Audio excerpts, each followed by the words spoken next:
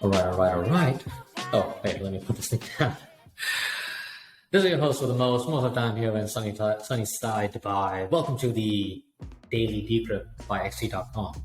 And here today, still, trying to keep up with all the drama and the shenanigans that's going on here in the cryptocurrency marketplace. So, want to, cover other topics other than FTX and Binance.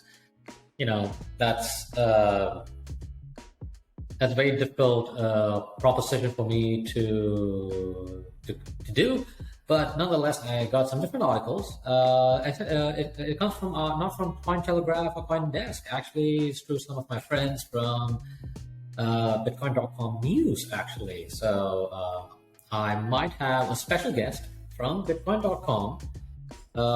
He's actually in London, token 2049. He's going to talk about the worst token and the worst ecosystem and what they're working on. So you will definitely see him next week for the XT Cast, the official podcast by XT.com. So let's cut right into the chase. All right, here I got some notes as usual.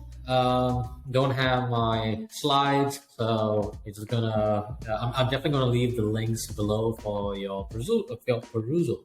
So that being said, the first one is with relations to FTX. Now, this is from TRX, Tron. TRX's USD exchange rate jumps 270% higher on FTX after exchange brokers deal with Tron. Wow, that's quite the number right there. So now the Tron exchange rate balloons on FTX after a special facility established. So the troubled crypto exchange, FTX, I told you, cannot walk away from this, has been the center of a lot of confusion and speculation since the world's largest crypto exchange, Binance, explained it would be dumping all of its FTX FTT tokens. 4 days later, FTX International has effectively paused withdrawals, and the community suspected the exchange is insolvent. What a surprise. All right, there's a lot going on. So I think the deal with Tron is also mentioned on FTX.com, and the website notes that it's not onboarding new customers, and withdrawals are currently paused. Users are still trading on FTX. And the tokens TRX, BTT, JST, SUN, and HT are seeing a lot of action. Tron reached $2.49 per token on the exchange, according to the web portal's trading engine. At the time of the writing, this is 8 p.m. Eastern Standard Time on Thursday, TRX is exchanging hands for 0.288 per unit on FTX. So that info you don't really need, you get that much. But I think what we will need to know is that the higher TRX goes on FTX, the worse the losses get for those attempting to escape FTX's clutches in this manner. The Tron-based token SUN has also jumped 168.87% higher on FTX, and the coin JST jumped a whopping, check this, 1,346.57% in 24 hours on the exchange. Wow. That's news for you right there, folks. Stay tuned. More is yet to come. Again, another article with relation to the situation at FTX. I don't know why, but I gotta share this with you. Again, this is from Bitcoin.com news. The article is about BlockFi pauses customers' withdrawals, cites lack of clarity on FTX's status as cause. What does BlockFi and FTX have to? Well, why is it connected? Is it related? Yeah, let's go through. Gosh. BlockFi limits platform activity, pauses customer withdrawals. BlockFi, just for all the new people out there, it's a cryptocurrency lending platform, has announced that it is limiting the operations of its platform and pausing customer withdrawals. The company issued a letter where it states that this decision was caused by the lack of clarity on the current state of FTX, which has previously announced an investment of $250 million in the platform to bolster its balance sheet. So it was limiting the activity on its platform and causing customer withdrawals as a result of the liquidity crunch that FTX has been experiencing. The company cites what I said earlier. Now, they explained that they found out about the FTX situation on Twitter, feeling shocked and dismayed, really, by the development of this issue. Furthermore, the company declared that it wouldn't continue operating normally, communicating it was limiting its services until further notice. Yada, yada, yada. Oh, and the company had previously informed that transactions slated to happen on November 11th, which is today, were going to be delayed to November 14th due to its banking partner Silvergate Bank, observing the federal holiday of Veterans Day. Finally, BlockFi stated that it will keep customers informed about further developments. The news follows the statement by BlockFi co-founder Fleury Marquez. All BlockFi products are fully operational. Marquez tweeted on November 8, 2022.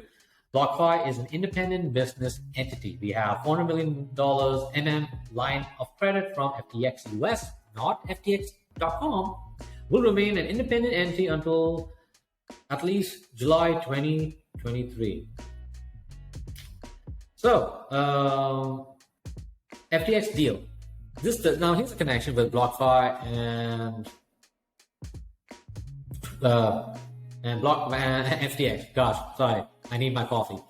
The company had secured a $250 million credit line with FTX in June, if you remember that, a couple of months ago, that would be used to bolster its balance sheet on the destiny of these funds. BlockFi co-founder Zach Prince stated, the proceeds of the credit facility are intended to be contractually subordinated to all client balances across all account types, BIA, BPY, and loan collateral, and will be used as needed.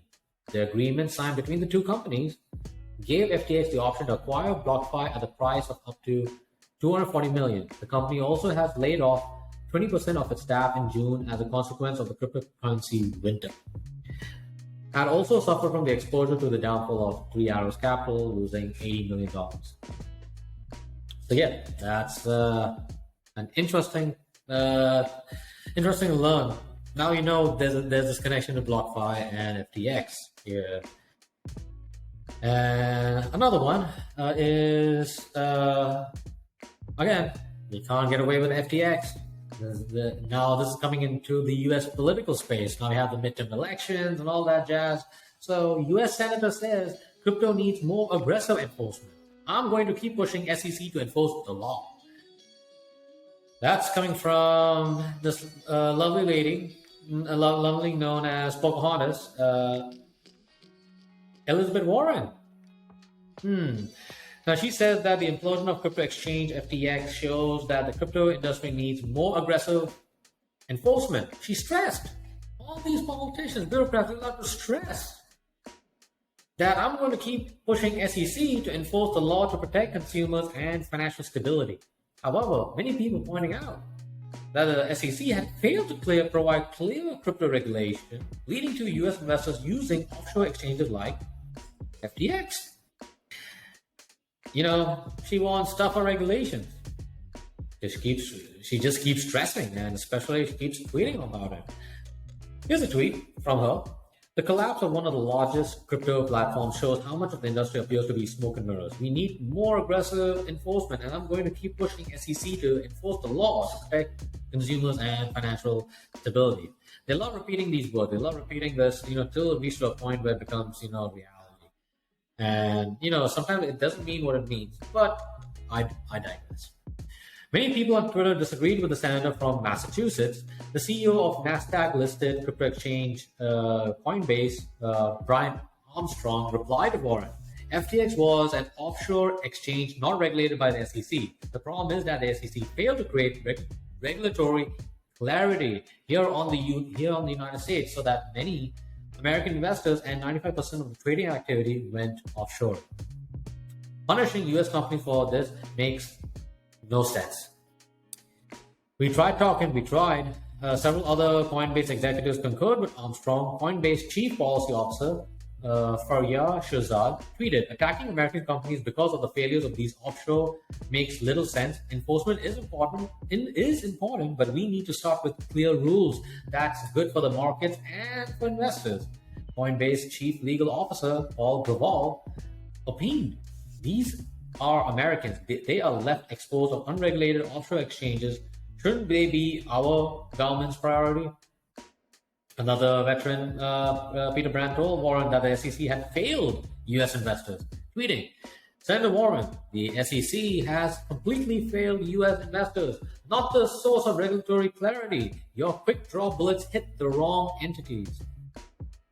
Last one, I gotta finish this off. Circle CEO Jeremy Allaire also agreed with Armstrong, stating, I'm with Brian on this.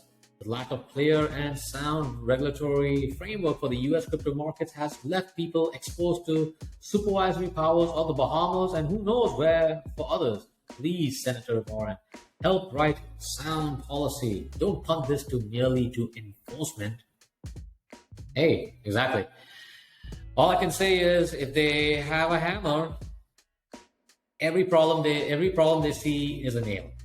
So, yeah, that's about it. And let me end this off by an interesting note. As we know, I've been talking about Twitter. A lot of the crypto stuff happens on Twitter, and XC.com is on Twitter, so very active, and we do have a great community out there. So I'll state this, end this off with Twitter files for payment business. Elon Musk says platform could offer debit cards, money market accounts. So basically, this article states that Twitter has filed a paperwork with the U.S. Financial Crimes Enforcement Network, FinCEN, to start payment business. Tesla CEO and Twitter chief Elon Musk explained. Let me see what he has to say.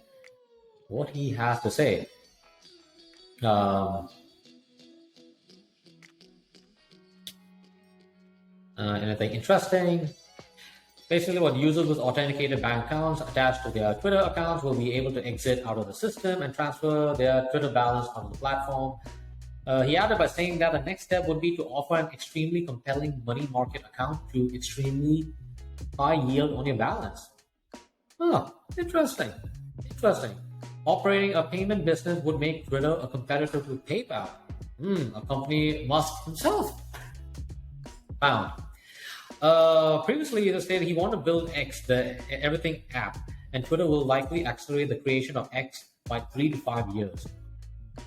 So yeah, hey, the best is yet to come, folks. So anyway, this is your Daily Decrypt by XC.com. I'm your host of the most, Marcos, in the building. Hope you all have a great weekend. Stay blessed, stay safe. So anyways, I gotta go. Y'all be good. Y'all be safe. I'll talk to you soon. Bye for now.